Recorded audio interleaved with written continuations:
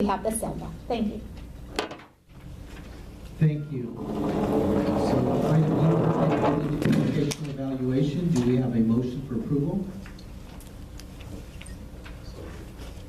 Wayne has made the motion. Do we have a second? I'll second. Second. Sean, all in favor? Wait, question for Susan. Is it in fact our practice to initially deny requests for independent evaluation? Not that I'm aware of. Yeah. And actually, I would defer to Royal because he did the work on this. Do you want to talk a little bit about our process? Yeah, no, it is not absolutely not the practice of denying, as was stated. It is considered on a case-by-case basis on whether or not that it is actually necessary. Because the concern I have is, as what's been expressed here, is that a request is made, and then the parent is asked if another person from the school can do the evaluation, but if they opt for that, they have to sign that they will withdraw the request or postpone it, and then if they decide they don't want to do that, then due process is initiated.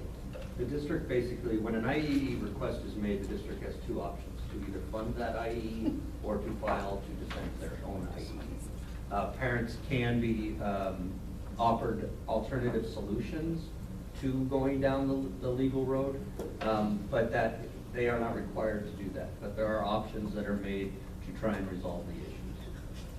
I don't think that's stated here. That's right. It's not stated there. Is there a request to amend the motion to have it? I'm gonna vote no on this. I don't have a request to. Okay, so we have a first, we have a second, we had some discussion. Is there any further discussion? All those in favor of the motion? Aye. Opposed? No. And abstentions. And one abstention, thank you. That moves us to item E2, Memorandum of Understanding, OMSD. Mr. Paulman.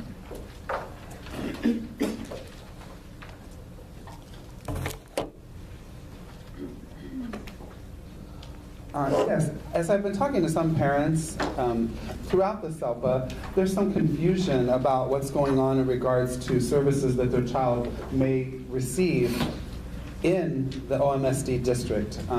As you know, some of Lincoln Elementary is a catchment school for some of our most severely physically handicapped students, and students throughout the WESELPA receive services there. And a lot of those families are confused why things are changing and why some of them are being asked to withdraw their students and being told that the services are no longer available. And that's not true. And so I'm just concerned that, again, parents are being misled. They're being left to be confused and told one thing when actually the truth is something else. And so walking through this, I think, first and foremost, the needs of our children need to be the top priority. And, just taking them out of a place of service where services are being provided that have been good and helpful for a student, just because a relationship change has taken place here, is inappropriate. And unfortunately, children with disabilities, they don't have lobbyists. They don't have the people getting, the bargaining, collective bargaining. The best they have is us parents who have a different perspective to come here and talk. So, you guys have your collective bargaining agreements. You get your 3.5% raise, and students just get cut. So, we've got to stop this. We've got to put the students first. That's what you guys are here for. And I believe it's what you all got into this work for, because you want to help students learn and grow. And so, this memorandum of understanding just is saying we're not going to do business anymore with you, but that doesn't mean that the services that have been helpful and good to students cannot still be provided, and keep the students in the placement that they've been in, and not disrupt their schooling because you guys have had a change in relationship. Let's be the adults here. Let's resolve the things here without having a negative impact upon our students. and let them stay in a place that has been helpful and beneficial to them. Thank you. Thank you. So item E2, Susan? I think I need to clarify then if that's the understanding. This MOU is to ensure that students can continue in their program in Ontario Montclair School District. But because it's now a SELPA to SELPA agreement, we needed to formalize that in an MOU. We have a lot of protections that OMSD and myself and two of our directors have worked on. The only change that's being proposed, if you go to the introduction, and so you have in E2 in your packet, the agreement. The introduction states that when a student is placed, and you have this handout in front of you from Phil Hillman, when a student is placed in a special education program outside of the student's district of residence through the IEP process, the district of residence retains financial responsibility, and they will be paying directly to OMSD for the student's special education placement and related services, and it states the district of service must accept the student. That's a little getting ahead of the game here and needs to be deleted as they have recommended, because actually we need to refer the student. OMSD needs the opportunity to determine if this is an appropriate placement, and then that would happen through the IEP process. So just to clarify, because the MOU was a little bit in contradiction to itself then, I totally support that we should delete that particular part of the phrase. So with that said, it outlines very clearly, I believe, the definitions, the agreements that would be held between OMSD and the West End SELPA on behalf of its students in the 9 districts, what the IEP process will look like in the review, and it clarifies that the student does not become a student under the typical transfer process, but is there on an IEP basis. The costs for services are discussed, and then it goes into indemnification and protects both SELPAs, and has on page 7 up above a statement that says at the bottom of number 5 that the district of residence and the district of service shall share liability for the outcome of any hearing and complaint proportional to each party's responsibility identified in the written outcome. Otherwise, in number 7, it indemnifies each SELPA if it's the sole responsibility of the other SELPA. And goes on to talk about when it would be renewed and all the rest. So if you take action to approve this today, then it will be in place for a year. We will come back and review it next year. I would be signing on behalf of the SELPA per the action today, and OMSD would sign, and then we would get copies to all of you. Second to that is a form that the district directors have already been sending to me of which students they intend to continue. Any students who would not be continuing were those whom a district submitted through the transfer request earlier this year. Thank you, Susan. Do we have a motion to approve the MOU with OMSD? With that amendment. With the amendment. Moved by Wayne. I second, I'd Second. like to clarify something. So just to clarify, the only amendment that we're making is just deleting one segment of that sentence that Susan described. First question, is there a draft of that? Is there a copy so the council can see? You have a copy in your packet. Yeah, no, with the and then you strikeout. have this. I do have a clean copy that was submitted to me, but the packet had already gone out. Okay, is the council privy to that document? We can make a copy. But I'm just saying, just for a point of clarity, I want to make sure. We'll have it to you It's by a the time. very minor change. Yeah. And in addition to the comments Susan made, just to supplement those, it really does bring alignment. This deleted segment of the sentence brings alignment to section 3, and then obviously provides discretion for the receiving district, in this case us, to prioritize the boundary students as well as entertaining the transfer students. So that's why we're in support of it, and we appreciate the work between Susan's staff and our SELPA staff. But I would have appreciated a copy for the council to see, even though it is a very minor change. We'll have it to you by the end of the meeting. But I mean, prior to the vote, it would have been nice Yeah. to have that noted. But anyway, thank you. Okay. Further discussion? All in favor? Aye. Opposed? Thank you. That moves us to item E3, is the 2017-18 fiscal allocation plan. Tim?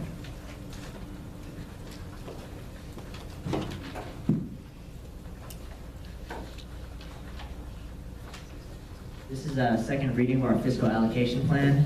The narrative you have in front of you outlines all the major changes on the fiscal impact section, but I'm going to go ahead and walk you through it so that we're clear before we make a vote for approval. The page after the narrative, obviously the date and then the table of contents have changed. If I can get you to turn to page Roman numeral 3. This is the governance section. As you can see, we went from 10 to 9 districts and we crossed out Ontario and Montclair. After that, if I can get you to turn to page B6. We crossed out Ontario and Montclair as a provider program. They still will be a provider program to many of our districts, but they will not be held to our fiscal allocation plan. If I can get you to turn 2 pages over, page B8. We just crossed out the MTU at Marino in Montclair. 2 pages over to page B10. Again, we crossed out Ontario and Montclair as a provider program.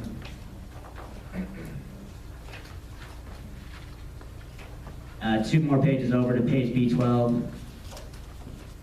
We added a section called LCFF Revenue Transfer of Special Education ADA. This comes from our County Internal Business Department.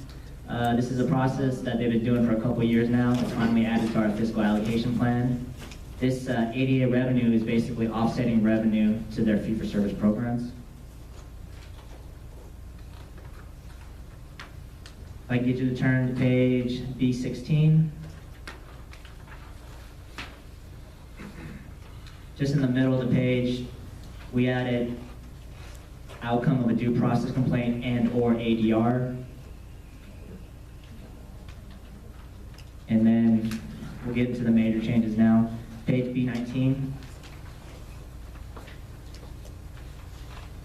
So we added 2 new sections to the XPOT, the first being entitled XPOT Access.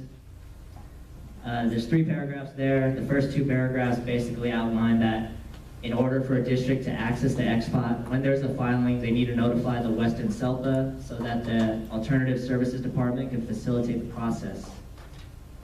The third paragraph outlines that if a settlement agreement has been reached, the SELPA's involvement is considered concluded for that agreement, and if a subsequent filing or IEP takes place, the process starts all over again. You have to notify the SELPA that there's a new filing.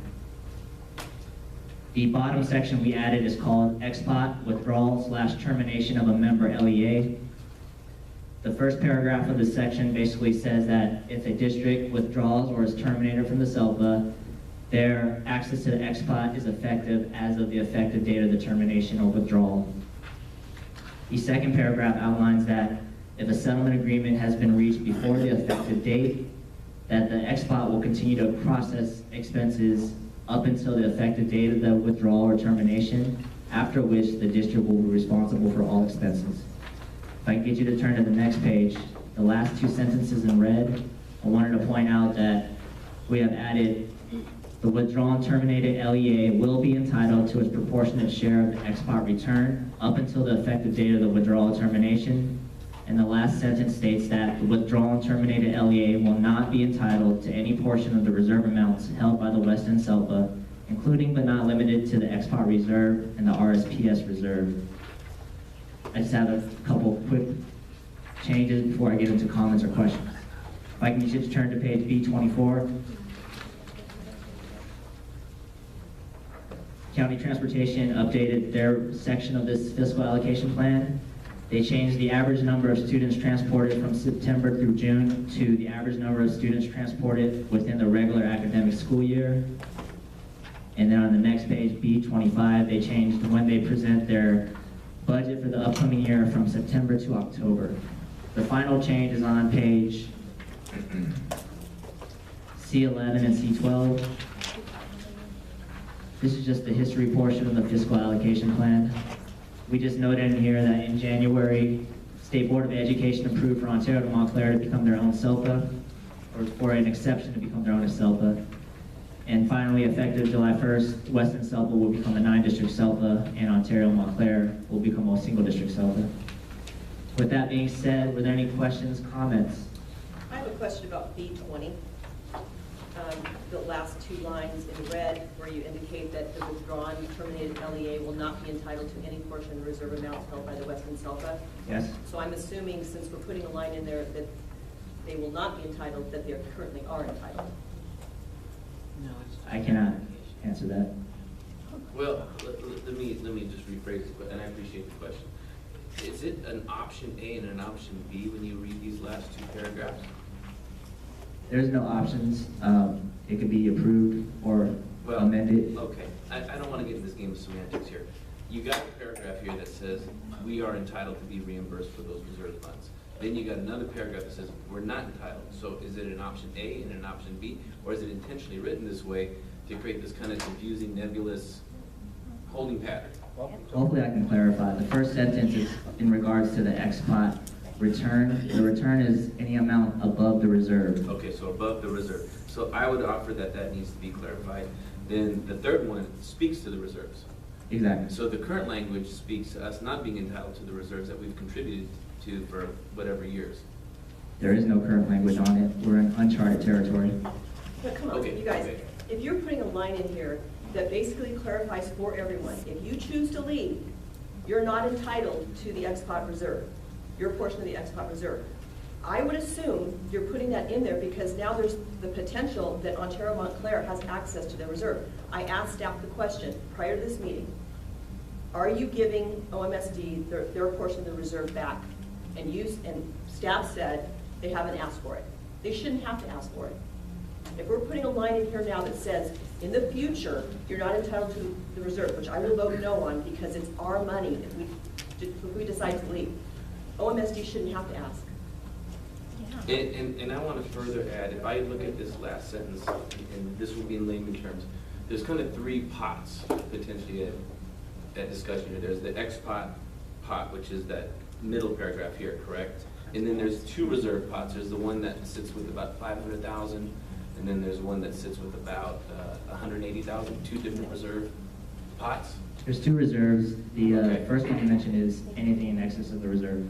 Okay, that's the $500,000 pot. Anything over and above the $500,000 reserve. And then the second pot has about how much? 180? It's 10% of whatever our SELPA operating budget is. Currently it's 1.8 million, it's 88 base, Okay. so next year it'll be less. So what I would like us to consider, well, okay, before I put the consideration forward, OMSD has made contributions to these pots, correct? Everyone else? Okay. OMSD, including OMSD. Correct. Okay, so what I would like to offer then, as opposed to the language that's been proposed, is that we would be entitled to delete the word not, because I don't know why we wouldn't be entitled to having a reimbursement for those reserve funds that we've contributed to. So I just think that would be the appropriate action for this council to take. So we proposed language here, and certainly it's open to whatever the superintendent's will is, so you all have every right to change the language. We were just trying to deal with, as Tim said, uncharted territory that we haven't been down this path before. So let's talk about process. Was this a And committee? if I may say one more thing, the RSPS money, we've helped out the XPOT every year. So in theory, we take what's left over and we funnel it over to the XPOT. With a reserve that we've kept, that would be very difficult to tell who's contributed what part. But certainly you could all agree to do a proportionate share or whatever. It was just a starting place in the language and we've never been down this path before. Okay, so process, this was a staff recommendation. It didn't have input from any council members? this. the It was language- brought to you last meeting, Mhm. and so we were waiting to see what the Okay. input would be from the council this time. Okay. All right. Would you like a mic? Yes.